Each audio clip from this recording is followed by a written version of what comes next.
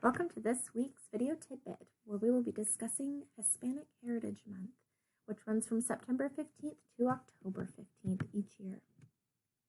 Little history on that is that we are observing the National Hispanic Heritage Month from September 15th through October 15th by celebrating the histories, cultures, and contributions of American citizens whose ancestors came from Spain, Mexico, the Caribbean, and Central and South America. The observation started in 1968 as Hispanic Heritage Week under President Lyndon Johnson and was expanded to a full month by President Ronald Reagan in 1988.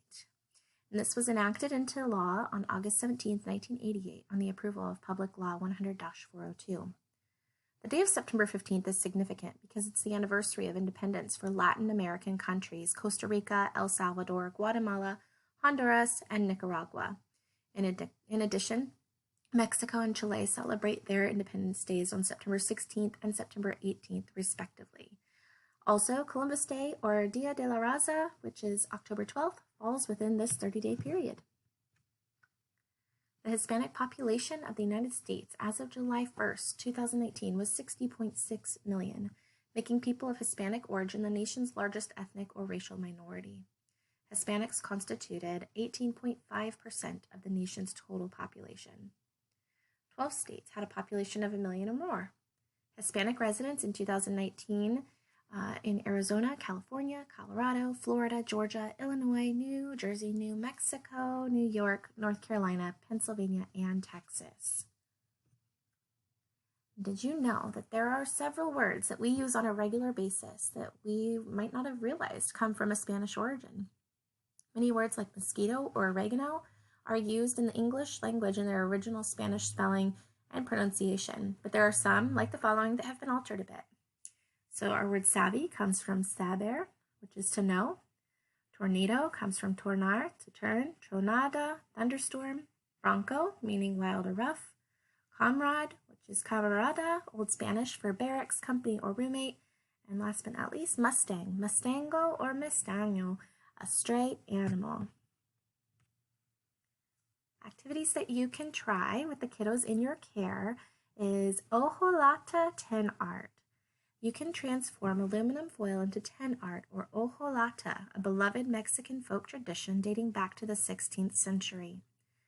You can start by cutting a 5.5-inch square from a clean aluminum foil piece of a roasting pan or pie pan, so that firmer foil. Round the edges with scissors to prevent those sharp corners. Draw a design on a 5-inch square of paper, and then lay the paper over the foil, using painter's masking tape to secure the squares to a piece of felt or fun foam, enough to keep the foil in place, and then using a pencil, draw over the paper design, pressing hard to emboss the foil underneath. Remove the masking tape and felt or fun foam, flip the foil square over, and voila, the color is indented into the spaces with Sharpie markers, and you have a beautiful piece of art. Additionally, Ateno rock carving. These petroglyphs are found in caves near rivers in Puerto Rico, Cuba, and throughout the Caribbean.